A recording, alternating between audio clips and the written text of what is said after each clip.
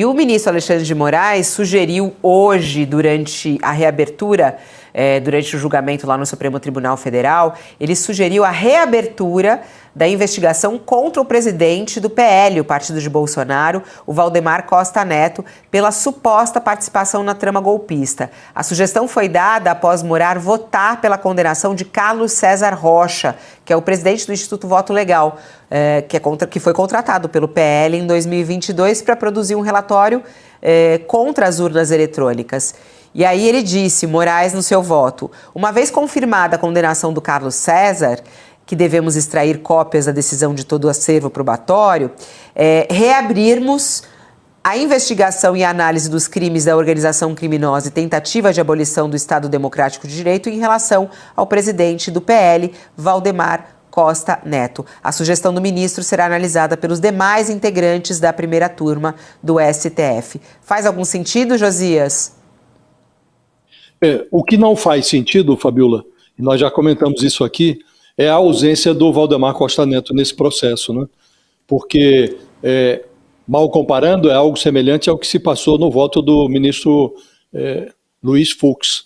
Ele condena o Braga Neto e o Mauro Cid e inocenta todos os demais, como se o Bolsonaro tivesse isento da trama do golpe e o complô todo fosse uma organização criminosa sem chefe. Não faz sentido, né? Se o Braga Neto e o Mauro Cid são responsáveis, cometeram crimes, obviamente o Bolsonaro também. O Bolsonaro era o cabeça de chapa, era o cabeça da chapa e não o Braga Neto, e o Mauro Cid era apenas um cumpridor de ordens. Aliás, o nome do cargo dele diz isso, ajudante de ordens, está lá para cumprir ordens. Do mesmo modo aqui, Fabiola, esse presidente, esse Carlos César Rocha, que comandava ali um instituto, Voto Legal, ele fez um estudo. Esse estudo foi utilizado para fundamentar a contestação que o PL fez das urnas, pedindo a anulação da votação da eleição presidencial, porque algumas centenas de urnas foram, segundo esse estudo, estavam passíveis de fraude, né?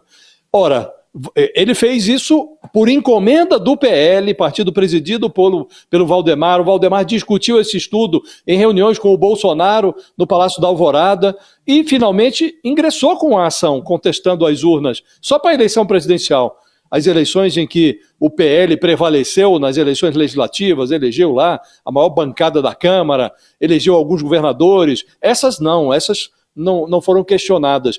E não faz sentido. Por que o responsável pelo estudo está aqui, prestes a ser condenado, e quem encomendou o estudo e utilizou esse relatório para contestar as urnas está fora do processo?